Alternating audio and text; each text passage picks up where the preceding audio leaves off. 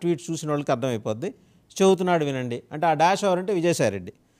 ముందు కొడుక్కి పేరు ఏం పెట్టావో చెప్పు డాష్, మళ్ళీ అక్కడ కూడా అసభ్య పదజాలం.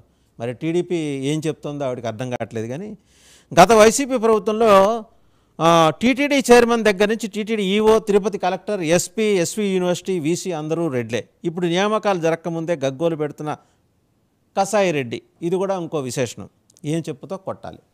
అయ్యా ఇదండి సోషల్ మీడియాలో పరస్పరం వైసీపీ కానీ టీడీపీ కానీ చేసుకుంటున్న అభియోగాలు కావచ్చు, విమర్శలు కావచ్చు. దీంతోపాటు టీటీడీకి సంబంధించిన మరో ముఖ్యమైన అంశం మధ్యలో మాట్లాడుకుందాం. ఈ డిబేట్లో మనతో పాటు పార్టిసిపేట్ చేస్తున్నారు పెద్దిరెడ్డి రవికిరణ్, బీజేపీ అధికార ప్రతినిధి. నమస్తే సార్.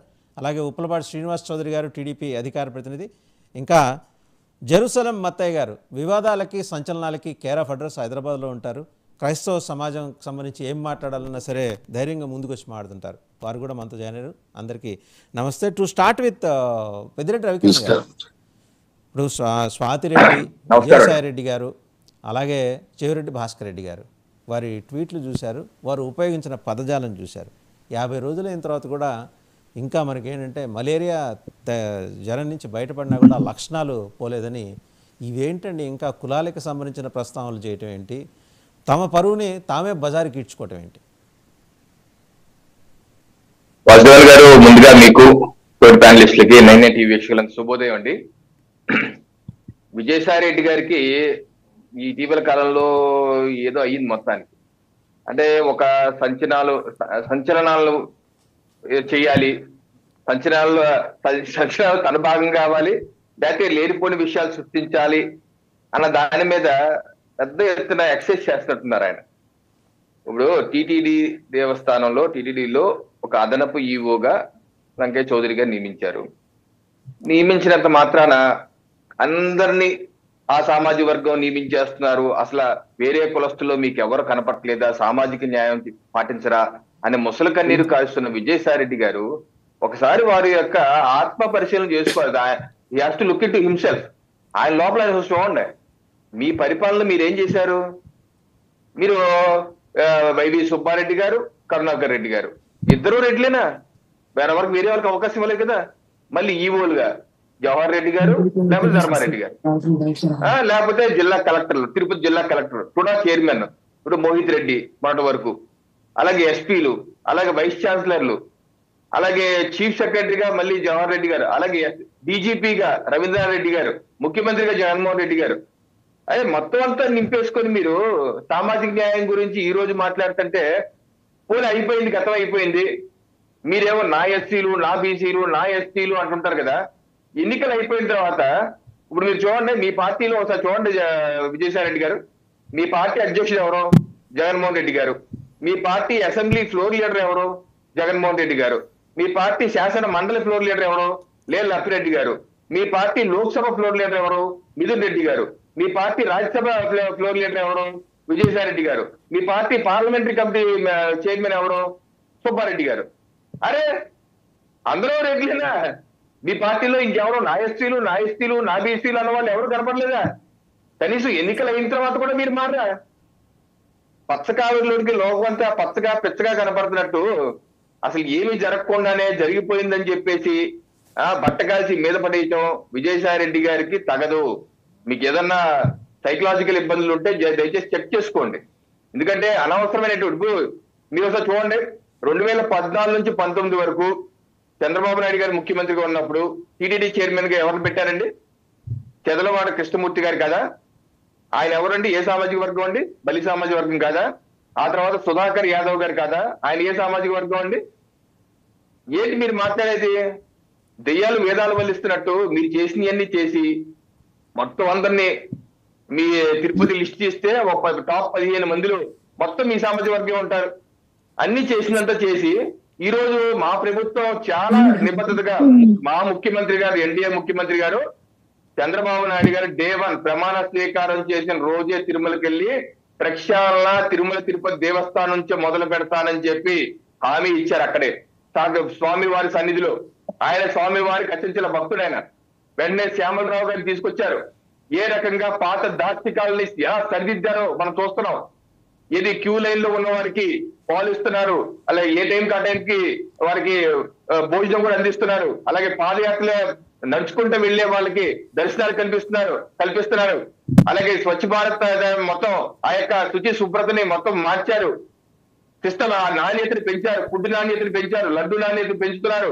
అనేకమైన విషయాలు చిత్తశుద్ధితో దైవ భక్తితో గోవింద నామస్మరణ చేసే భక్తుల యొక్క సంక్షేమం కోసం, వారికి కావాల్సిన సౌకర్యాల కోసం అన్ని విధాలుగా పనిచేస్తున్న మా ప్రభుత్వాన్ని మీరు కోణంలో పెట్టి, కులగజ్జలు పెరిగిపోయినట్టుగా ఆ కోణంలో పెట్టి మీకున్నటువంటి వ్యాధి అందరికీ ఉన్నట్టు మీరు ఏదైతే అంటించే ప్రయత్నం చేస్తున్నారో, దయచేసి మా ప్రభుత్వం మీ ప్రభుత్వం కాదు, ఇది ప్రజల ప్రభుత్వం.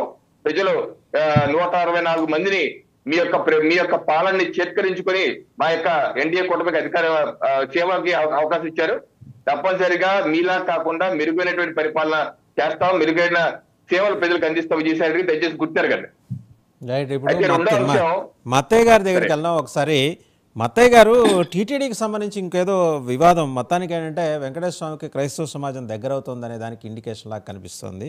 వెంకయ్య చౌదరి గారు వారు మన బాధ్యతలు స్వీకరించక ముందు స్వామివారి దర్శనానికి వచ్చినప్పుడు వారు వెంబడి వారి తోడళ్ళు అని చెప్తున్నారు. శ్రీవరాజు గారు అనే ఒక ఆయన్ని తీసుకొని వచ్చారట. ఆ విజువల్ కూడా, ఆ ఇమేజ్ కూడా మనం చూడొచ్చు. వారు క్రైస్తవ సంప్రదాయానికి చెందినవారు, ఏలూరులో ఒక కాలేజీ ప్రిన్సిపల్గా ఉన్నారు. వారు వారి శ్రీమతి ఇద్దరు కూడా మరి ఆలయ సంప్రదాయానికి గౌరవించి దానికి సంబంధించి వస్త్రధారణ సరే, బొట్లు అలాంటివి ఏం లేకుండా వచ్చి పార్టిసిపేట్ చేశారు. డిక్లరేషన్ ఏమైనా ఇచ్చినట్టు మీ క్రైస్తవ సమాజానికి సమాచారం ఉందా మత్తయ్య గారు? అంటే అందరికీ శుభోదయం సార్, గుడ్ మార్నింగ్. వచ్చి దర్శించుకోవచ్చు. నిజానికి హలో సార్, చెప్పండి. నిజానికి ప్రతిసారి కూడా ఆ తిరుమల తిరుపతి వెంకటేశ్వర స్వామి గారి యొక్క ప్రతిష్ట లేదా పవిత్రతను మరొకసారి, అంటే అన్ని పార్టీల్లో, అన్ని రాజకీయ పార్టీల్లో దానికి మచ్చ తెస్తున్నట్టుగా క్రైస్తవ ముఖ్యమంత్రి, ఇప్పుడు గతంలో ఉన్న ముఖ్యమంత్రి కానీ వారి తండ్రి కానీ మొక్కుబడిగా వెళ్ళి అక్కడికి వెళ్ళి చేసే ప్రదక్షిణాలు కానీ, వాళ్ళ డిక్లరేషన్ విషయంలో కూడా ఎటువంటి డిక్లరేషన్ అడగడానికి కూడా సాహసించని సమయంలో ఇక్కడ ఎవరైతే భక్తుడు అంటే మనం అనుకుంటాం సార్, భగవంతుని దృష్టిలో అందరూ సమానమే. మా చర్చికి ఎవరైనా రావచ్చు రాజ్యాంగ హక్కు ప్రకారంగా. ఒక రాజ్యాంగ పరంగా ఒక మత కేంద్రంగా ఉన్న తిరుపతి కేంద్రానికి క్రైస్తవుడు తన యొక్క బంధువు యొక్క ప్రమాణ స్వీకార కార్యక్రమానికి హాజరవ్వడానికి శ్రీవరాజు గారు చేసిన యొక్క సాహసోపేతమైన చర్యల్ని మేము అభినందిస్తున్నాం. మరి ముఖ్యంగా డిక్లరేషన్ అనేది సార్ కేవలము పర్టికులర్, నేను అడిగాను గతంలో ఎల్వి సుబ్రహ్మణ్యం వివాదంలో కానివ్వండి, గతంలో ఆలయ కమిటీలో ఉద్యోగాల వివరణ కానీ, ఆ డిక్లరేషన్ ఇచ్చేది ఏంటంటే మెయిన్ పవిత్ర ప్రదేశానికి వెళ్ళినప్పుడే. కానీ ఆ ప్రాంగణంలో కానీ, ఆ యొక్క కారిడార్స్ కానీ, ఆ యొక్క కార్యాలయాల్లోకి వెళ్ళినప్పుడు డిక్లరేషన్ అవసరం లేదు సార్. వాళ్ళు కూడా అదే క్రమంలో వెళ్ళారు. అలా కాదండి, హిందూ సంప్రదాయాల గురించి మీరు క్రైస్తవ ప్రతినిధి, మీరు ఎట్లా చెప్తారు? మీకు ఏమన్నా అవగాహన ఉందా దాని మీద? ఆయన ధ్వజస్తంభం దగ్గరికి వెళ్ళారు. మత్తయ్య గారు వినండి, ధ్వజస్తంభం దగ్గరికి వెళ్ళినప్పుడు ఖచ్చితంగా వెళ్లే ముందరే డిక్లరేషన్ ఇస్తారు. ఇప్పుడు మీ చర్చి సంప్రదాయాల గురించి మేము మాట్లాడితే ఎట్లా ఉంటుంది? మాకు అవగాహన లేకుండా మాట్లాడినట్టు ఉంటుంది. మీరు కూడా అదే చేస్తున్నారు. ధ్వజస్తంభం దగ్గరికి వెళ్ళే ముందర డిక్లరేషన్ ఇవ్వాలి. అయ్యా, ఈ లోపల ఉన్న ఏడుకొండల స్వామి మీద మాకు నమ్మకం ఉంది, మాకు విశ్వాసం ఉంది, అందుకని మేము వారిని దర్శించుకొని వారి ఆశీర్వాదం తీసుకోవడానికి లోపలికి వస్తున్నామని చెప్పి డిక్లరేషన్ ఇవ్వాలి. నేను క్రైస్తవుడిని అయినప్పటికీ అనే మాట, అదే ఆయన ఏ ధర్మం అయితే ఆ ధర్మం అయినప్పటికీ నాకు లోపల ఉన్న ఆయన మీద విశ్వాసం ఉందని ఆయన ఇవ్వలేదు. వెనకాల బేజాన్ అక్కడ నుంచున్నారు, చౌదరి గారు వెనకాల ఆయన శ్రీమతి ఇద్దరు నుంచున్నారు. తప్పేం లేదు, వాళ్ళు వచ్చి దర్శనం చేసుకుంటాయి. కానీ డిక్లరేషన్ ఇవ్వకుండా ఎందుకు వచ్చారు? ఇప్పుడు ఇదొక వివాదం. ఇప్పుడు వెంకయ్య చౌదరి గారి బంధువుల్లో చాలా మంది క్రైస్తవులు ఉన్నారు, తప్పేం లేదు. ఇంతకుముందు ఉన్న వాళ్ళందరూ క్రైస్తవులేగా. వెంకటేశ్వర స్వామి క్రైస్తవుల్ని ఆదరిస్తున్నాడు కాబట్టి వాళ్ళందరూ అక్కడికి వస్తున్నారు అనుకోవచ్చు. నేననేది డిక్లరేషన్ ఎందుకు ఇవ్వలేదు? అదే వినండి సార్, డిక్లరేషన్ అనేది ఒక ఫిజికల్ ప్రాసెస్ సార్. బట్ ఆయన మెంటల్ గా, మానసికంగా ఆ దేవుడిని గౌరవించి ఈయన కూడా ఒక దేవుడే, లేదా ఈ దేవుడి దగ్గర కూడా నేను వెళ్ళొచ్చనే ఒక స్వేచ్ఛతోటి, రాజ్యాంగం ఇచ్చిన స్వేచ్ఛతోటి వెళ్ళినప్పుడు ఈ ఫిజికల్ డిక్లరేషన్, పేపర్ డిక్లరేషన్ తో సంబంధం లేదండి. దయచేసి ఈ డిక్లరేషన్ ప్రాసెస్ తిరుపతిలో పెట్టకుండా ఉండడం మరీ మంచిది. ఎందుకంటే మనం ఏదైతే రాజ్యాంగ వ్యవస్థలో ఉంటున్నామో, ఇప్పుడు ఎన్డీఏ ప్రభుత్వంలో అన్ని మతాలకు సమాన ప్రాధాన్యత ఇస్తున్నాం, అన్ని మతాలు మతస్థులు అన్ని చోట్ల మనం మోడీ గారు మా చర్చిలోకి వచ్చి ఢిల్లీలో వచ్చి మొత్తం బిషప్లతోటి పాల్గొన్నారు. ఆయన మేము డిక్లరేషన్ అడగలేదే. అది ఈ డిక్లరేషన్ ప్రాసెస్ అనేది ఎప్పుడైతే ఆ దేవాలయ ప్రతిష్టకు భంగం కలిగే విధంగా, లేదా అక్కడ ఏదన్నా మత ప్రచారం చేయడం, అన్ని మత ప్రచారం చేయడం కానీ, లేదా అక్కడున్న మత విశ్వాసాలను దెబ్బతీసే విధంగా లాంటి వ్యక్తులు వచ్చినప్పుడు మాత్రమే డిక్లరేషన్ అడగాలి. కానీ సాధారణ భక్తుల్లో ఆ డిక్లరేషన్ సిస్టమ్ని మేము వ్యతిరేకిస్తున్నాం. దానిపైన కూడా మా సంస్థలు కొన్ని అంటే ఎంప్లాయీస్ విషయంలో వేసినప్పుడు డిక్లరేషన్ కూడా వచ్చింది. ఆ ఎంప్లాయీ కూడా ఒక ఉద్యోగి చేరన్నప్పుడు కూడా ఎంప్లాయీ డిక్లరేషన్ కూడా తీసుకుంటున్నారు. ఆ డిక్లరేషన్ విషయాన్ని కూడా మేము అది న్యాయపరంగా దాన్ని ప్రశ్నిస్తున్నాం. సార్, దీన్ని వివాదం చేయకండి. ఎందుకంటే ఒక కుటుంబ సభ్యులు కుల మతాలకు అతీతంగా కలిసి ఉన్న సమయంలో మనం స్వాగతించాలి సమాజం ఏర్పడుతున్నప్పుడు. కానీ వాళ్ళు ఏదో వచ్చినారని చెప్పి దాన్ని వివాదం చేయడానికి తగదు సార్. ఈ విషయంలో క్రైస్తవ సమాజాన్ని కానీ అక్కడికి వచ్చిన మా క్రైస్తవ సహోదరులను కానీ ఎటువంటి ఆక్షేపణలు చేయడాన్ని నేను అంగీకరించను, దాన్ని తీవ్రంగా ఖండిస్తున్నాను సార్. సరే, మళ్ళీ మీ దగ్గరకు వస్తాను. ఒకసారి శ్రీనివాస్ చౌదరి గారి దగ్గరికి వెళ్దాం. శ్రీనివాస్ చౌదరి గారు 2-3 అంశాలు మనం మాట్లాడుకుంటున్నాం. సరే, టు స్టార్ట్ విత్, మీరు తిరుపతి వాసులే కాబట్టి మీకు దీని మీద అవగాహన ఉండి ఉంటుంది. డిక్లరేషన్ సంబంధించి మా అందరికన్నా మీకు ఎక్కువ అవగాహన ఉంటుంది. మీరు ఎక్కువగా స్వామికి దగ్గరగా ఉంటారు కాబట్టి ఎవరైనా రావచ్చు, దర్శనం చేసుకోవచ్చు, ఆశీర్వచనం తీసుకోవచ్చు, నథింగ్ రాంగ్ ఇన్ ఇట్. కానీ డిక్లరేషన్ ఇవ్వటం అనేది ఒక సంప్రదాయం ఉంది కదా తిరుమలలో. అది ఎందుకని వెంకయ్య చౌదరి గారు మర్చిపోయి ఉంటారు, జేఈఓ గారు. అంటే ఆయన కాదు, వారి తోడలుడు ఆయన శిలువరాజు గారు ఆయన పేరు. ఆయన ఒక కాలేజీ ప్రిన్సిపాల్ కూడా, మంచి అకాడమిషియన్, మంచి క్రైస్తవ సమాజంలో మంచి గుర్తింపు ఉన్న వ్యక్తి ఆయన. చౌదరి గారు నమస్కారం.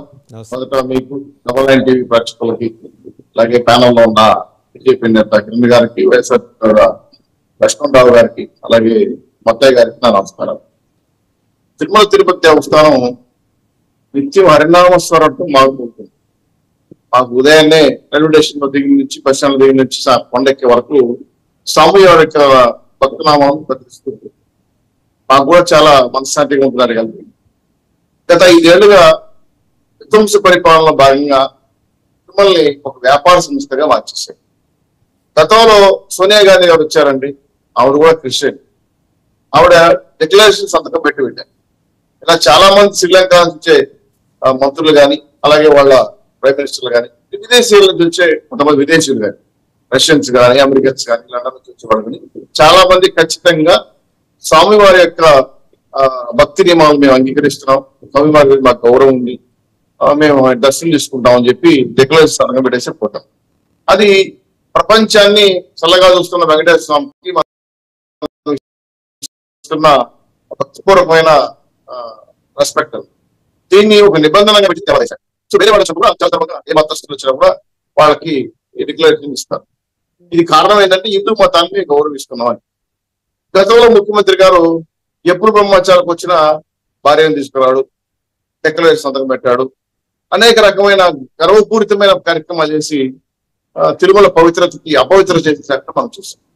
అలాగే కొంతమంది పీఠాధిపతుల పేరుతో వచ్చిన చేసి విజృంభణ చేసిన వాళ్ళు కానీ, అలాగే అన్యమత ప్రచారాలు కొనబెట్టినప్పుడు కానీ, అనేక సందర్భాల్లో టీటీడీ భక్తి ఛానల్లో వచ్చినటువంటి దుర్మార్గమైన స్లోగన్స్ కానీ, కొన్ని ఏకంగా ఫారెన్ వీడియో కూడా వచ్చేసి, అలాగే భక్తుల ఉన్నటువంటి ఆ యొక్క క్యూ కాంప్లెక్స్ లో యేసుక్రీస్తు నామస్మరణతో వచ్చే కీర్తనలు అవడం కానీ, అలాగే టికెట్లు, ఆర్టీసీ టికెట్ల పైన చర్చలు మా యొక్క యాత్ర గురించి మాట్లాడడం కానీ, కొండపైన సిలువలు వేయడానికి ప్రయత్నం చేసిన కొంతమంది పాస్టర్స్ కానీ, అలాగే మత మార్పిడి చేయడంలో కొంతమంది కొనే దగ్గరనే ప్రయత్నం చేశారని కూడా చూసాం.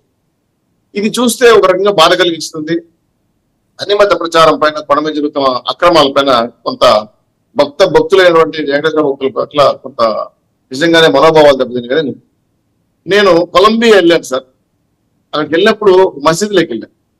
వాడు ఖచ్చితంగా గౌన్ వేసుకోవాలి, టోపీ వేసుకోవాలి, పాదాలు కడుక్కొని వాళ్ళ మతాలకు సంబంధించిన ఆచారాలు పాటించి లోపలికి వెళ్ళి రావాలి. నా దగ్గర పుస్తకం బయట పెట్టారు, ఆ పుస్తకం సంతకం చేయమన్నారు. ఆ భాష నాకు తెలియదు కాబట్టి సంతకం పెట్టాను. మళ్ళీ అడిగాను టూరిస్ట్ వస్తున్నాడు, సార్ అది వాడు మతాన్ని గౌరవిస్తూ మనం డిక్లరేషన్ ఇవ్వాలి సార్. ఇది జరిగింది ఒక 6-7 ఏళ్ళ క్రితం. అదేవిధంగా జెరూసలేం పోయేవాళ్ళు కూడా అక్కడ మత సంప్రదాయాలు గౌరవించి ఖచ్చితంగా మతాన్ని మేము స్వీకరిస్తున్నాం అని చెప్పి దర్శనానికి వెళ్తాం. మరి ఇతర ప్రాంతాల్లో ఉన్న దేవుళ్ళ దగ్గరికి వెళ్ళినప్పుడు మసీదు సాంప్రదాయాలు కానీ చర్చ్ సాంప్రదాయాలు పాటించి మనం దేవుడు కాదు. మరి వెంకటేశ్వర స్వామి ఏం పాపం చేశారు సార్? నాకు అర్థం కాలేదు. అంటే మా మతాలకు గౌరవించరా? మా మతాలకు విలువ లేదా? చట్టపరమైన ఆంక్షలు లేవా? అందుకే దేవాదాయ శాఖ నిబంధనలు పెట్టింది. నిత్యం హరినామ స్మరణతో మారుమోగే తిరుమలలో అన్ని మతస్థులు వస్తే గౌరవిస్తాం, దర్శనం చేసుకోవచ్చు, తప్పే దేవుడు అందరూ వాడు. మరి డిక్లరేషన్ పెట్టడానికి ఏంటి? గర్వమా లేదా అహమా? లేదంటే మమ్మల్ని ఎవరు అడగరని లెక్కనిద్దరమా? వెంకయ్య చౌదరి గారు కొత్తగా జేఓ వచ్చారు. సరే, ఆయన హిందూ సంప్రదాయాలు పాటిస్తారు. వాళ్ళ కుటుంబ సభ్యులు ఎవరో తోడళ్ళు అల్లుళ్ళు ఇతర క్రిస్టియన్ సమస్యలు ఉండొచ్చు.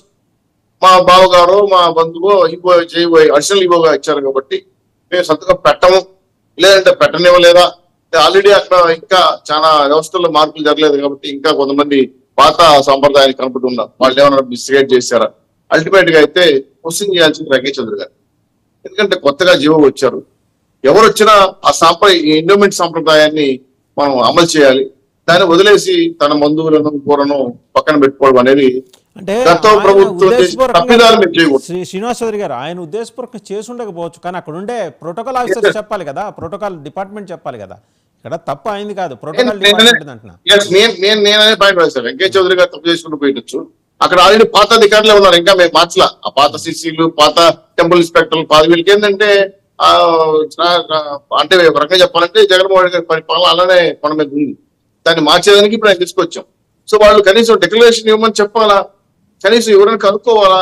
ప్రోటోకాల్ ఇప్పుడు వెంకయ్య చౌదరి కొత్తగా వచ్చారు, కొన్ని నియమ నిబంధనలు తెలియకపోవచ్చు, ఈవో గారికి ఇది చెప్పాలా అని సాహసే చేయకుండా ఇవి జై వర్షాలు ఇవి వచ్చేసారు కాబట్టి మనకి ఎందుకులే, ఎవరు గతంలో ఏదో సంప్రదాయం జరిగిపోయింది, మఠాధిపతులు చెప్పులు వేసుకుని పోయారు, పాదుకులు వేసుకుని పోయారు, వాటిని ఎత్తి పెట్టుకుని తిరిగారు. అనేక సాంప్రదాయాలు విధంగా దొప్పదీపన విద్యల కాడి నుంచి కైంకేర్యాల కాడి నుంచి గత ప్రభుత్వం దుర్మార్గంగా వెంకటేశ్వర స్వామిని తప్పుదమ్మలు పెట్టించారు. బాధ కలిగించే ఏంటంటే బలిపీఠం దగ్గర జరగాల్సిన కొన్ని కార్యక్రమాలు, ఉండి దగ్గర జరగాల్సిన కొన్ని సాంప్రదాయ కార్యక్రమాలు కూడా చెక్ పెట్టేశారు. ఆ టైమింగ్స్ కూడా తెల్లారి సుప్రభాత సేవలు కానీ అలాగే ఏకాంత సేవలు కానీ టైమింగ్లు మార్చేసి అసలు 24 hours దర్శనానికి పెట్టే ఇబ్బంది గత జైవో ధర్మారెడ్డి చేసిన దుర్మార్గాలు ఇంత కాదు, వాటి మీద పుంకాలు చరిత్ర వస్తా ఉంది. ఆల్రెడీ మేము ఇబ్బందులు జరుపుకుంటున్నాం. ఈ విషయాలు ప్రశ్నించేటప్పుడు వెంకయ్య చౌదరి గారు వచ్చినప్పుడు ఈ ప్రోటోకాల్ అధికారులు కానీ పక్కన ఉన్న టెంపుల్ ఇన్స్పెక్టర్లు కానీ సార్ ఇది సాంప్రదాయం, దీన్ని పాటించండి చెప్పడం అనేది వదిలేసి ఎందుకులే నాకెందుకులే తప్పులు ఇచ్చే తనకు సావండి చెప్పి మీకు ఎందుకు పడుకోలు లేపుకుంటారు ఇప్పుడు చిన్నది తప్పు కదా. ఇప్పుడు సామాన్య ప్రజలు ప్రశ్నిస్తున్నారు కదా. కాబట్టి దయచేసి తిరుమల తిరుపతి దేవస్థానం పక్షాలు చేయడం తెలుగుదేశం పార్టీ కూటమి కమిటీ ఖచ్చితంగా ప్రయత్నం చేస్తున్నాం. అందులో భాగంగానే మనం తీసుకొచ్చాం. మాకు ఇతర ఉన్నటువంటి సాంప్రదాయాలకి ఇతర భక్తులకి మేము వ్యతిరేకం కాదు, కానీ మసీదుకి జెరూసలం కానీ. కాకపోతే ఏంటంటే ఏ టెంపుల్ కి సాంప్రదాయాలు ఆ టెంపుల్ పాటించాల్సిన బాధ్యత ఉంది. ఇది సకల మతాలు ప్రొడలిజం ఉన్నటువంటి మన భారతదేశంలో సకల కులాలు, వర్ణాలు, భాషలు అన్ని ఉన్నాయి. మన దేశంలో ప్రజాస్వామ్యాన్ని గౌరవించాలి. కాబట్టి ప్రపంచానికి దేవుడిగా ఉన్నటువంటి వెంకటేశ్వర స్వామికి సంప్రదాయాల్ని ప్రతి ఒక్కరూ గౌరవించి తీరాలి. ఆయనకి మించిన రాజు ఉన్నారు, మీరంతా సేవకులే కదా, చేయాలి కదా. ఓకే, ఈ విషయంలో పాపం వెంకయ్య చౌదరి గారిని మనం ఏమి అనటానికి లేదు. ఆయన కొత్తగా వచ్చారు కాబట్టి ప్రోటోకాల్ వాళ్ళు చెప్పాలి ఆయనకి. అండ్ ఇంకోటి ఏంటంటే విజయసాయి రెడ్డి గారి ట్వీటు, దాని మీద స్వాతి రెడ్డి అని మీ పార్టీ అభిమాని ఆవిడ, సోషల్ మీడియా వారియర్, ఆవిడ వాడిన భాష ఏంటండి చూశారు కదా, ఏం భాష అండి అది? మీరు చెప్పరా? మీరు పొద్దున్న లేస్తే ప్రవచనాలు చెబుతుంటారు కదా, సుభాషితాలు ప్రవచనాలు, మా భాష ఇది, మేము పరిదాటం, మేము ఫ్రేమ్లోనే ఉంటాం, ఆవిడని నియంత్రించలేరా? రెండు రకాలుగా మంచి మాట ప్రస్తావించి విజయసాయి రెడ్డి గారు మాట్లాడారు, ఏదో ఒకే కులానికి న్యాయం జరిగిపోతాం. ఆయన మాట్లాడింది చెబుతూనే ఉన్నాం, ఆయన మాట్లాడింది తప్పు, కానీ ఇంటర్న్ మీరు వాడిన భాష ఏంటండి? మీ సోషల్ మీడియా వారియర్ నేను స్వాతిరెడ్డి గారు వారు ఎక్కడో అబ్రాడ్ లో ఉంటారని విన్నాను. ఆవిడ అత్యుత్సాహమా లేదంటే ఏమంటదని, ఆవిడే మా పార్టీలో సభ్యురాలని మీరు చెప్పట్లేదు. ఏదో అభిమానిగా కొన్ని సోషల్ మీడియా చేస్తుంటది. వైసీపీలో శ్రీరెడ్డి లాగా ఏమి కూడా ఒక సాంప్రదాయానికి ఏదో తరలైపోయినట్టుంది. ఏదేమైనా సరే నష్టకరమైన మాటలు, సాంప్రదాయానికి విరుద్ధమైన మాటలు, అటువంటి ప్రొవోక్ చేసే రెచ్చగొట్టే మాటలు కానీ బాధ పెట్టే మాటలు చేయకూడదు. విమర్శలు సద్విమర్శలు చేయడం తప్పలేదు. స్వాతిరెడ్డి గారు మీరు దయచేసి అప్రూవల్ ఉంటారో మాకు తెలియదు కూడా, చాలా సందర్భాల్లో మీ టీవీలు చూస్తుంటాం, వీడియో చూస్తుంటాం, కానీ ఆ భాష అనేది గౌరవప్రదంగా ఉండాలి. మీరు విమర్శించండి. గతంలో చేసిన వైఎస్ఆర్సీపీ చేసిన వాళ్ళ మాటలు కానీ ఇంత ఘాటుగా తప్పుడు మాటలు మాట్లాడడం అనేది సభ్య సమాజం ఆశించదు. ఇప్పుడు పెద్దిరెడ్డి రవికిరణ్ గారు ఇందాక చెప్పారు, చాలా పద్ధతిగా చెప్పారు. ఆయన మొత్తం ఉదాహరణలన్నీ మెన్షన్ చేస్తూ ఆ స్టాటిస్టిక్స్ అంతా, అది కదండి భాష వాడాల్సింది. నేను ఏమంటాను అదే సతిరెడ్డి గారు మాట్లాడే మాటల్లో, అయ్యా వైఎస్ఆర్సీపీ అధికారులు ఇట్లా చేశారు, మేము మా ప్రభుత్వం చేస్తున్నాం, ఇది మీ తప్పు, ఇది చేయకూడదు, కొండ మీద జరిగిన సంఘటనలు కానీ, దేశంలో జరిగిన రాష్ట్రంలో జరిగిన అనేక సమస్యలు కానీ విమర్శించండి. గత ప్రభుత్వం హిందూ రాంప్రదాయాలపై జరిగిన దాడులు కానీ, 250 గుళ్ళు పైన కొట్టింది కానీ, అలాగే దుర్గమ్మ సినిమా దారిపోయింది కానీ, రాముడు తల నరికేసింది కానీ, సిద్ధిబాబు సాయిబాబా చేతులు చెప్పుకోండి, ఇట్లా విమర్శించండి. ఏదైనా ప్రభుత్వం విమర్శించాలంటే గత పాలన పెరగలేదంటే విమర్శించండి. అంతేగాని లంబోదాలో లేదంటే సంస్కృతంలో ఉన్న భాషలో మాట్లాడడం అనేది సమంజసం కాదు. నేనైతే వ్యక్తిగతంగా వ్యతిరేకిస్తాను, తీవ్రంగా ఖండిస్తున్నాను కూడా. అలాగే విసారెడ్డి చేసే మాటలు కూడా అవి చాలా తప్పుడు పద్ధతులు, అవి చేయకూడదు. అలాంటి వ్యవహారాలు చేసేవాళ్ళు నష్టపోయారు. మళ్ళీ అలాగే తప్పుడు విమర్శలు చేస్తానంటే ఇంకా ప్రజలు నిర్ణయం చేశారు ఆల్రెడీ, మీరు మాకు వద్దని చెప్పి మళ్ళీ ఇంకాస్త మొదలు పడే అవకాశం ఉంది. కాబట్టి సమన్వయం పడడానికి పాటించాలి. భావోద్వేగాలు వచ్చుకునే విధంగా నాయకులు రాజకీయ నాయకులు ప్రవర్తించకూడదు. 2 విమర్శలు అనేవి నిర్ణయాత్మకంగా, సూచనాత్మకంగా ఖచ్చితంగా స్ట్రాటజికల్ గా మాట్లాడాలి. అప్పుడే ప్రజలు గౌరవిస్తారు. ఏది పడితే అది మాట్లాడేస్తే సోషల్ మీడియాలో మనం వైరల్ అయిపోతాం, మనం అందరూ చూస్తారు, ట్రోలింగ్ జరుగుతుందని అని వ్యక్తిగత ప్రచారానికి పాటించి మాట్లాడితే మాత్రం ఖచ్చితంగా ప్రజలు హర్షించరు. ప్రజలు చాలా తెలివైన వాళ్ళు. గత 5 సంవత్సరాలుగా చూసి నిశ్శబ్ద విప్లవం చేసిన మా ఆంధ్ర రాష్ట్ర ప్రజలకి మళ్ళీ ఇలాంటి తప్పులు చేస్తే మాకైనా ఎవరికైనా మీకైనా పడతాయి. కాబట్టి జాగ్రత్తలు తీసుకోవాల్సిన బాధ్యత ఉంది. మా సోషల్ మీడియా ఎవరైతే ఆర్గనైజ్ చేస్తున్నారో వాళ్ళతో మేము మాట్లాడి ఆల్రెడీ సూచనలు చెప్పడానికి ప్రయత్నం చేస్తాం, సమంజసంగా. ఎందుకంటే ఆవిడ ఇండియాలో ఉంటే మాట్లాడేవాడిని, ఎక్కడో అబ్రాడ్ లో ఉంటారు, వాడిని మీడియాస్ పంపిస్తారు. కాబట్టి ఖచ్చితంగా ఎవరైనా ఉన్నారు వాళ్ళ ద్వారా చెప్పేసి ప్రయత్నం చేస్తారు. తప్పు ఈ విధానాలు మనం చేయకూడదు, తప్పని మేము ఖచ్చితంగా రేగిడి లక్ష్మణరావు గారి దగ్గరికి వెళ్తాం. రేగిడి లక్ష్మణరావు గారు 3 అంశాలు మీ ముందు. ఒకటి, మీరు మీ హయాంలో ఒక వెంకటేశ్వర తప్పితే పైన వాళ్ళందరూ రెడ్లే, ఇప్పుడు వచ్చుంటే మళ్ళీ ఆయన కూడా రెడ్డిని చేసి ఉండేవాళ్ళేమో మీరు అనే అనుమానం భక్తులకు వచ్చేసింది. అంతకుముందు వాళ్ళు చౌదరిని చేశారు, 3DP వాళ్ళు నేరుగా మురళీమోహన్ వెంకటేశ్వర చౌదరి అన్నారు, మీరు రెడ్డి అనేవాళ్ళేమో. ఏంటండి ఇది? దేవుడికి వెనకాల కులంతోకలు తగిలించేసి మాట్లాడే వ్యవహారం. రెండోది, విజయసాయిరెడ్డి గారు ఆ అభ్యంతరకరమైన ట్వీట్ ఆయన చేసింది. ఎవరండి వచ్చింది? ఒక్క వెంకయ్య చౌదరి గారు. ఎంతమందిని వేశారు? న్యాయంగా మాట్లాడుకుందాం, ఏ గవర్నమెంట్ అయినా సరే. ఈయన వచ్చిన తర్వాత శ్యామలరావు గారిని ఈవోగా వేశారు. శ్యామలరావు గారు వచ్చి రాగానే లడ్డు క్వాలిటీ ఇంప్రూవ్ అయింది తెలుసా? 10 రోజుల్లో ఆయన చేశారు. అంతకుముందు లడ్డు ఎండిపోయినట్టు ఉండేది. శ్రీనివాస్ చౌదరి గారికి మనకన్నా బాగా తెలుసు, ఆయన అక్కడే ఉంటారు కాబట్టి. ఈరోజండి లడ్డులో ఆ లైవ్లీనెస్ కనిపిస్తుంది. అక్కడికి వెళ్ళి వచ్చిన భక్తులు చెబుతున్నారు క్యూ కాంప్లెక్స్లో కావాల్సిన సౌకర్యాలు వార్ ఫుడ్ బేసిస్ మీద చేస్తున్నారు శ్యామలరావు గారు. We have to appreciate. చేస్తున్న వాళ్ళని చేయనియండి సార్, ఎందుకు ఆ నిందలేంది? ఇంకా వచ్చి 50 రోజులు కాలేదు, ఒక్క అపాయింట్మెంట్ అండి.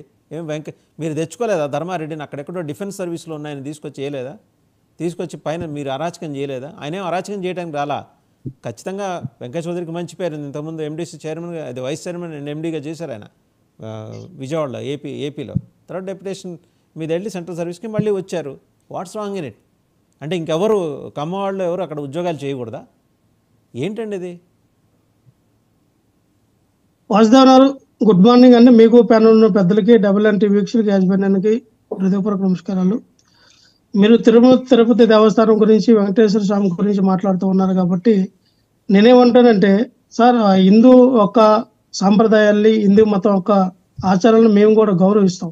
ఎందుకంటే నేనేమంటానంటే, సామాన్యులకి అతి సామాన్యులకి అవనండి, ఎవరికైనా రాష్ట్ర ప్రజలందరూ కూడా దేవుడికి మనం ఒక కండిషన్ పెట్టి దేవుడిని దూరం చేసే ప్రయత్నం చేయడం అనేది తప్పుగా నేను భావిస్తా ఉన్నాను. ఎందుకంటే ఒక డిక్లరేషన్ అంటే దేవుడైనా భావించి, అది ముస్లిం అవనియండి, క్రిస్టియన్ అవనియండి, బుద్ధిస్టులు ఎవరు అవనియండి, ఒక వెంకటేశ్వర స్వామి దగ్గరికి వెళ్ళారంటే దేవుడిగా భావించి వెళ్ళానని అర్థం.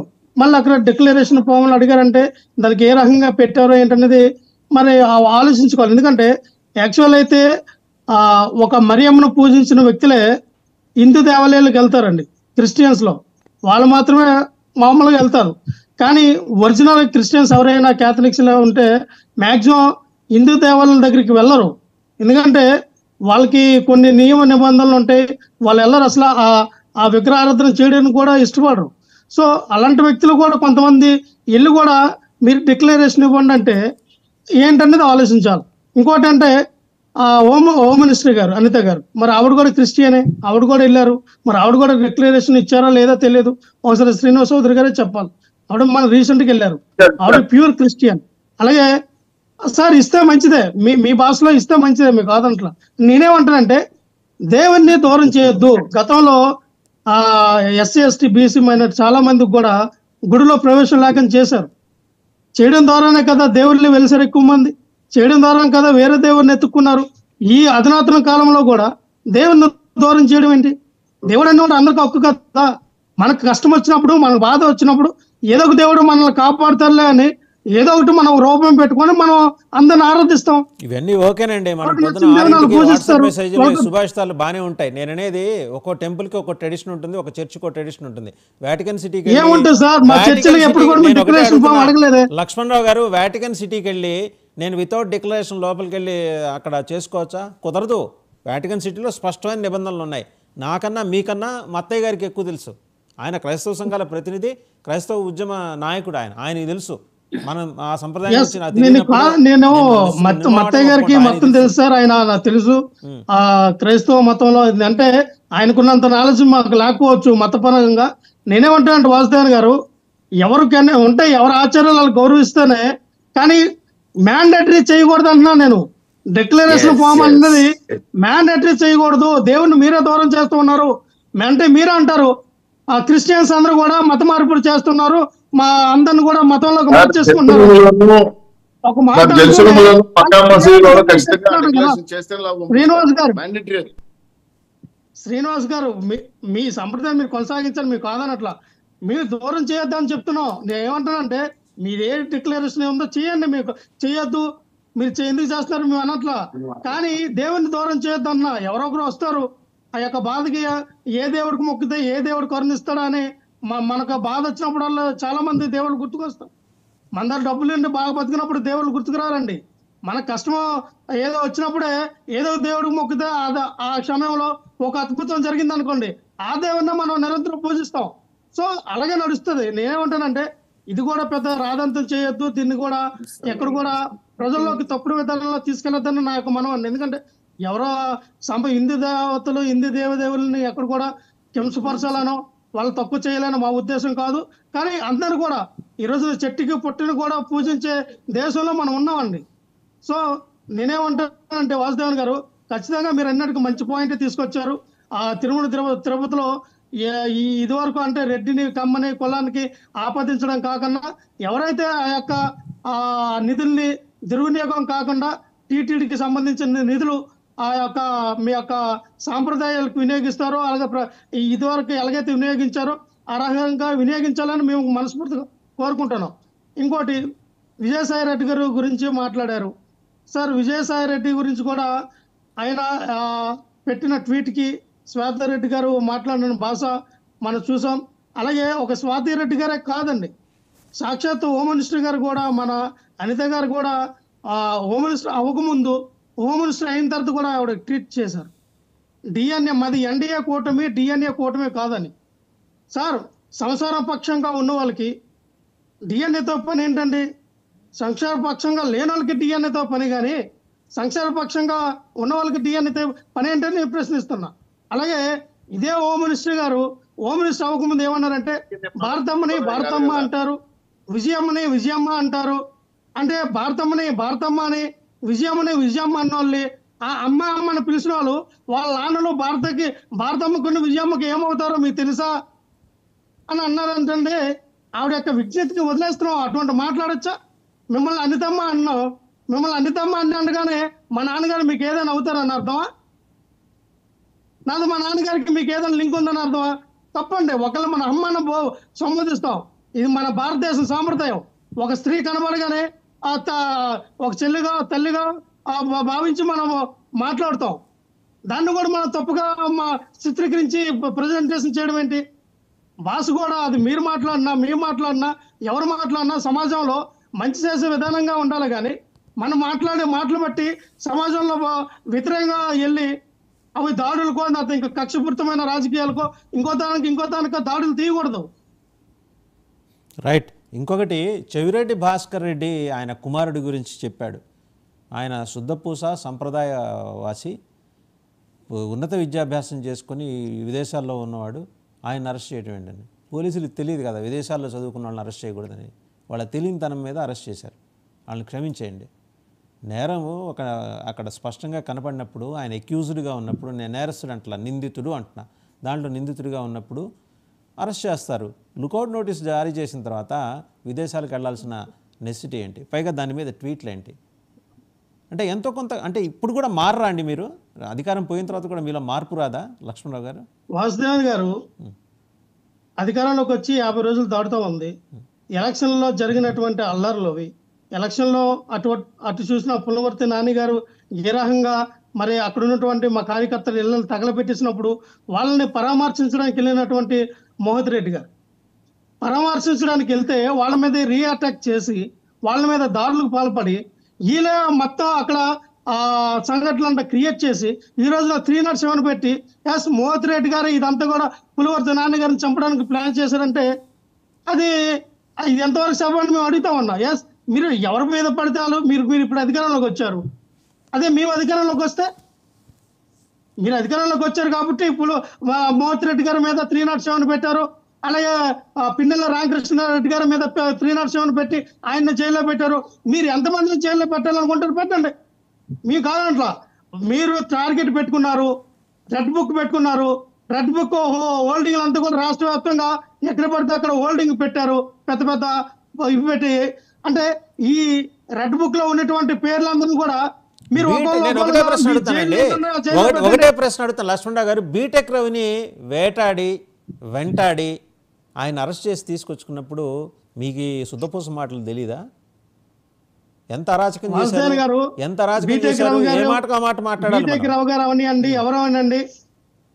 చెప్పండి. బీటెక్ రవిని అరెస్ట్ చేసినప్పుడు అలాగే చాలామందిని ఇంతకుముందు మీ హయాంలో ఇలాగే వేటాడారు. వాళ్ళు చేస్తున్నారు, తప్పేంది? రిటాలియేషను.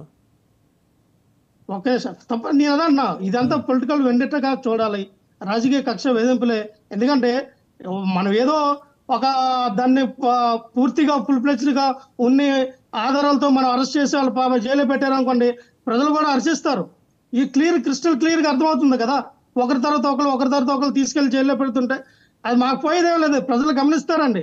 వ్యతిరేకత వాళ్ళకు వస్తుంది కూటమికి. మహా అయితే మా నాయకులు మీరు హింసించి ఒక నెల 2 నెలలు నాతో 1 సంవత్సరం 6 నెలలు పెడతారు, లేదా వాళ్ళు బెయిల్ మీద వస్తారు. ఆ కేసుల తీవ్రతను బట్టి ఒక 1 year ఉంటారేమో, తర్వాత మామూలే కదా. ఈ రోజున జైలుకి వెళ్ళారు, రేపొద్దున సైలెంట్గా కూర్చోడు కదా ఇంట్లో.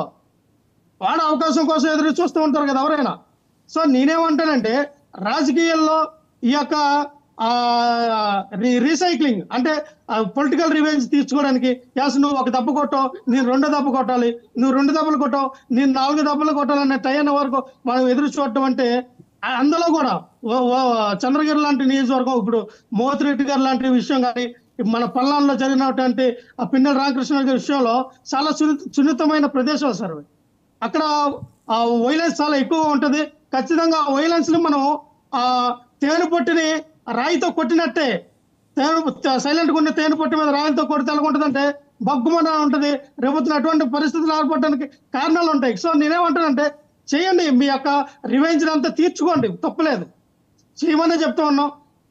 తర్వాత పరిస్థితులు తర్వాత పరిణామాలు ఎలాగొంటాయని దాన్ని కూడా ఫేస్ చేయడానికి రెడీగా ఉండాలి. ఒకసారి రవికిరణ్ గారి దగ్గరికి వెళ్తారు. రవికిరణ్ గారు నిన్న పులివర్తి నాని గారు మాట్లాడారు, అయ్యా నేను నా నియోజకవర్గం డెవలప్మెంట్ మీద దృష్టి ఉంది, మీ మీద కక్ష సాధింపు కోసం నేను లేను అని చెప్తూ విచారణలో ముద్దాయిలుగా మీ పేర్లు ఎందుకు చెప్పారో తెలుసుకోండి అంటూ కూడా స్ట్రాంగ్ కౌంటర్ ఇచ్చారు. ముద్దాయిలని మనం ఆయన వాడిన భాష మనం వాడలేం లేండి. నిందితులు ప్రధాన నిందితుడిగా A1 Chevireddy Bhaskar Reddy, A2 Mohit Reddy, A3 Raghunath Reddy, A4 Bhanu పేర్లు ఇచ్చారు. పోలీసు విచారణలో భాగంగా 37వ నిందితుడిగా చెవిరెడ్డి మోహిత్ రెడ్డి పేరును పోలీసులు చేర్చారు. నీ అధికారులు నీ ప్రభుత్వంలో నాపై జరిగిన దాడికి సంబంధించి కేసు పెట్టారు. ఇప్పటి వరకు ఇంకా అధికారులు పూర్తి స్థాయిలో మారలేదు. విదేశాల్లో చదివితే హత్యాయత్నం చేసిన వారిని వదిలేస్తారా? చట్టాన్ని నా చేతిలో తీసుకుని శిక్షించడానికి, తప్పుడు కేసులు పెట్టడానికి నేను 2 నెలలు ఎదురు చూడాల్సిన అవసరం లేదు అంటే ఒక రకంగా బెదిరింపు ధోరణి కూడా ఉంది. నేను తలుచుకుంటే నేను చిటికేస్తే నువ్వు డాష్ అనే పద్ధతిలో మాట్లాడాడు ఆయన పులివర్తి నాని. వాళ్ళని అలా మాట్లాడేందుకు ప్రేరేపించిన సంఘటనలు వాటన్నిటికి కారణం వైసీపీయే, డౌట్ ఏం లేదు కదా అందులో. ఒకటి ఇందాక డిస్కషన్ మీద 1 నిమిషం. ఇప్పుడు ఈ దేశంలో ఏ మతస్థుడైనా సరే తన మతానికి సంబంధించినటువంటి విధి విధానాల్ని ఆచరించడానికి పూర్తి స్వేచ్ఛ ఉంది, దానిలో ఎటువంటి రిస్ట్రిక్షన్ లేదు. కానీ ఒక మతంలో ఉండి వేరే మతాన్ని నువ్వు ఆరాధించదలుచుకుంటే స్వేచ్ఛగా ఆరాధించు, దానికి కూడా ఇబ్బంది లేదు. అనేకమైన ఆలయాలు, మసీదులు, చర్చిలు ఉన్నాయి. అన్ని మతస్థులు కూడా ఇది చేయొచ్చు. కాకపోతే ఈ దేశంలోనే కాదు, పరాయి దేశంలో కూడా కొన్ని ఆధ్యాత్మిక క్షేత్రాలకి, చర్చిలకు కావచ్చు, మసీదులకు కావచ్చు, లేకపోతే గుడులు కావచ్చు, కొన్ని నిబంధనలు ఉన్నాయి. నువ్వు అక్కడికి వెళ్ళాలి అంటే దాని మీద ఆ దర్శనం అక్కడ స్పెసిఫిక్ వెళ్ళాలి అంటే అక్కడ దశాబ్దాలుగా లేకపోతే శతాబ్దాలుగా కొన్ని నియమాలు పెట్టుకున్నారు. సో ఆ నియమాలను పాటించదలుచుకుంటే నువ్వు అక్కడికి వెళ్ళొచ్చు. లేకపోతే ఏ దేవుడైనా ఎక్కడైనా ఒకటే కదా, మీ ఊళ్ళో ఉన్నా లేదా పక్క ఊళ్ళో ఉన్నటువంటి దేవుడిని ఆరాధించవచ్చు. అంతేగాని నేను ఫలానా క్షేత్రానికి వెళ్ళి తీరాలి, నేను అక్కడ నిబంధనలు పాటించడం, అసలు ఎందుకు పెడతారు మీరు అది మార్చండి, ఇది దేవుడిని దూరం చేయటం కాదా? ఈ చర్చ చేసే ముందు మన ఆత్మ పరిశోధన చేసుకోండి. మన మతంలో ఉన్నటువంటి ధార్మిక సంస్థల్లో దేశంలో కానీ విదేశాల్లో కానీ ఇటువంటి నిబంధనలు ఉన్నాయా? ఆ నిబంధనలు తొలగించే పని మనం ముందు చేయండి. ఆ నిబంధనలు మీ యొక్క చర్చిల్లో, మసీదులో, గురుద్వారాల్లో, రకరకాల ప్రదేశంలో ఉన్నటువంటి అటువంటి నిబంధనలు ఉంటే ఏ దేశంలో ఉన్నా ఈ దేశంలో ఉన్నా ముందే తొలగించేసి, ఇదిగో మా మతంలో ఎన్ని తొలగించేశాము, ఎన్ని అక్కడ లేదు, జెరూసలం నుంచి కింద వరకు అన్ని తొలగించేశాము, అందుకని మీది కూడా తొలగించండి అని అనండి. అంతేగాని వేరే మతస్థులు వేరే కొన్ని ఇంపార్టెంట్ క్షేత్రాల మీద దశాబ్దాలుగా శతాబ్దాలుగా ఉన్న ఆచారాల్ని మీరు మార్చేయండి, మీరు చేసేయండి అని అన్ని మతస్థుల్లో ఉండి మీరు చేయటం అనేది సమంజసం కాదు. ఏ మతం అనే విశ్వాసాలని వాళ్ళు గౌరవించాలి, ఆ పద్ధతులు మనం గౌరవించని పక్షంలో మీ పని మీరు చేసుకోండి. ఇప్పుడు తిరుమలకి ఒక క్రైస్తవుడు వెళ్ళటం ఒక సాహసోపేతమైన పని ఏం కాదు, అందరూ వెళ్ళొచ్చు. అబ్దుల్ కలాం గారు వెళ్ళారు. ఆయన అడుగుతుంది ఏంటి, ఒక అండర్టేకింగ్, నాకు ఈ భగవంతుడి మీద విశ్వాసం ఉంది అని ఒక సంతకం కోరుతున్నారు. దానికి వచ్చిన ఇబ్బంది ఏంటి, తిరుమలకి కొండ మీదకి వెళ్ళావంటే భగవంతుడి విశ్వాసం ఉంటే వెళ్తావు కదా, లేకపోతే వెళ్ళావు కదా. ఇప్పుడు నేను ఒక చర్చికి వెళ్ళానంటే ఒక జీసస్ క్రైస్ట్ లో మేరీ మాత్రం నమ్మకం ఉంది, నాకు నమ్మకం కలిగింది కాబట్టి వెళ్తాను. వెళ్ళినప్పుడు సంతకం పెట్టాక ఇబ్బంది, లేకపోతే ఇంట్లో పెట్టుకో. నువ్వు చర్చ నువ్వు వెంకటేశ్వర పట్ల నీ ఇంట్లో పెట్టుకో, లేకపోతే నేను జీసస్ క్రైస్ట్ ఫోటో నా ఇంట్లో పెట్టుకుంటాను, పూజించుకుంటాను. వేరే మత విశ్వాసాల మీద నేను ఏదో చేస్తాను, అలా చేస్తాను, ఇది కాదు అనేది సమంజసం కాదండి. రెండోది, దాడులు ఇప్పుడు అమెరికా చదువుకోవచ్చు.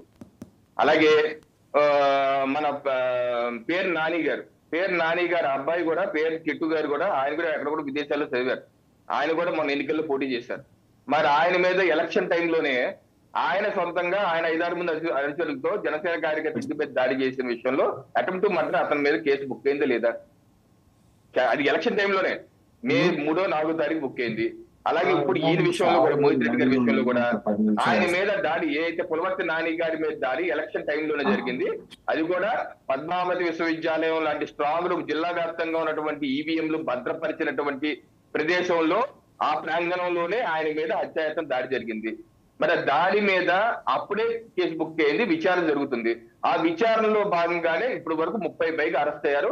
ఈయన మీద కూడా అనుమానాలు ఉన్నాయి. ఈయన కూడా తీసుకొచ్చారు, 41 నోటీస్ ఇచ్చారు. వీళ్ళు ఎవరిని బెదిరించాల్సింది లేదు, ఏమీ లేదు, చట్టం దాని పనిచేసి చేసుకుపోతుంది. అలాగే ఈ పోలీసులు కూడా సమాధానం చెప్పాలి. ఒక లుకౌట్ నోటీసు ఇష్యూ చేశారంటే దాని అర్థం ఏంటి?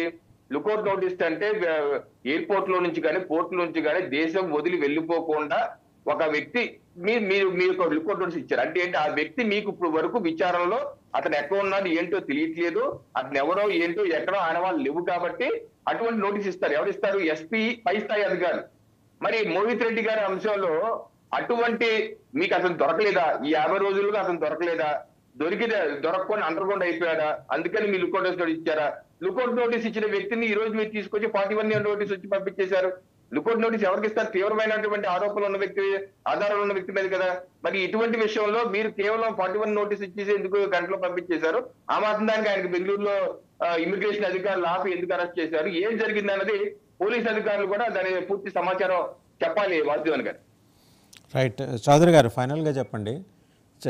మీ తెలుగుదేశం పార్టీ మీద ఒక అభియోగం, కాంగ్రెస్ పార్టీకి మీడియా సెల్ లేదనో లేకపోవటం వల్లనో కంప్లీట్ స్క్రిప్ట్ అంతా షర్మిల గారు మీ దగ్గరే తీసుకుంటున్నారట. ఆవిడ ఏదన్నా జగన్మోహన్ రెడ్డి గారి మీద ఏదైనా కావాలి అంటే ఇమీడియట్గా ఆయన ఏదైనా చేస్తే 10 నిమిషాల్లో ఆవిడ సంతకంతో ఒక ప్రెస్ రిలీజు, తర్వాత పావు గంటలో ట్వీట్ వచ్చేస్తున్నాయి. మీ నాలెడ్జ్ సెంటర్ మిగిలిన వాళ్ళకి కూడా పనిచేస్తుందా? మొదట దేవుడు తిరుమల తిరుపతి దేవస్థానంలో ఎవరు తప్పులు చేసినా దాని ఫలితాలు అనుభవించి తీరుతారు. అది సమంజసం కాదు. అన్ని మతాలు గౌరవించాలి, హిందూ మతాన్ని గౌరవించాలి. దాంట్లో మా తిరుమల తిరుపతి దేవస్థానానికి జరిగిన అన్యాయం పైన ఖచ్చితంగా నేను మాట్లాడతాను. చాలా బాధ కలిగిన విషయం. ఇంకొకసారి జరిగితే మాత్రం ఖచ్చితంగా మేము కూడా భక్తులుగా మేమే ఎదుర్కోవాల్సి వస్తుంది, సంఘం పెట్టుకోండి. ఇంకా రెండో విషయం, మీరు మాట్లాడిన విషయం కొనుగొట్టు నాని విషయం. సార్, పిన్నెల్లి రామకృష్ణారెడ్డి గారు ఇవి పగలు కొట్టేస్తారు, కానీ ఆయన నిర్దోషి కాదు. అలాగే చిలకలూరుపేట ఎమ్మెల్యే కంట చేసిన వ్యక్తి ఓటర్ను పట్టుకుని చంపలను వాయిపా కాపుకో కొడతాడు, ఆయన నిర్దోషి కాదు. ఇక్కడ నేను చంద్ర గారి కూర్చోబెతికి స్ట్రాంగ్ రూమ్కి వెళ్తున్న ఇంకొక అభ్యర్థిని 150 మంది పై చిరుకు లోపల ఆల్రెడీ ముందే దాక్కుని కాంపౌండ్ లోపల పద్మావతి యూనివర్సిటీ లోపల దాక్కుని రాడ్లు, సోడా బాటిల్, బీర్ బాటిల్ పెట్టుకొని కాసుకొని ఉంటారు. ఈయన వస్తున్న విషయాలు తెలుసు, ముందే సమాచారం వచ్చింది కదా. సరే, ఈ 3 గొడవలు తెలుగుదేశం పార్టీ అధికారంలో ఉందా? ఎలక్షన్ కమిషన్ ఆర్డర్లో అప్పుడే నమోదైంది కేసులో. మాకు ఖచ్చితంగా మీటింగ్ అవుతుంది. అప్పుడే విత్ ఆధారాలతో వాళ్ళ ప్రభుత్వం, వాళ్ళ అధికారులు పెట్టిన నోట్ చేసిన కేసులు. సో మీరు చంద్రగిరి ఎమ్మెల్యేగా ఉన్నప్పుడు చేసిన అన్యాయాల అక్రమాల పైన తిరగబడి జనాలు మీ కొడుకుని ఓడించారు. అది మీరు చేసుకున్న తప్పిదాలు, దానికి తెలుగుదేశం పార్టీకి సంబంధం. అప్పుడు సాంగ్రూ మీద మీరు మాట్లాడిన రికార్డ్స్ మా దగ్గర ఏమంటే, నా కొడుకుని చంపేయండి, బై ఎలక్షన్స్ వస్తుంది, మనమే గెలుస్తాం. ఇది రికార్డెడ్ వర్డ్, నేను నోట్తో చెప్పిన మాట కాదు.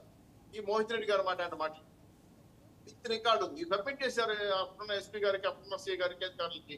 ఇది కాకుండా మళ్ళా ఉన్న వాళ్ళు ఆయన గాంధీలు వచ్చి ఈ కారు కొట్టండిరా, గన్మ్యాన్ కొట్టండిరా, గన్మ్యాన్ రాడ్లతో కొట్టి రక్తం వచ్చే చేశారు చూసాం. ఈ భుజం మీద రాడ్తో కొట్టి ఈ భుజం ఇరిగిపోయేదని కారణమైన వాళ్ళు చూసాం మన నాని అభ్యర్థిని. ఇవన్నీ రికార్డెడ్ కదా, మీరు తప్పు చెప్పింది కాదు కదా.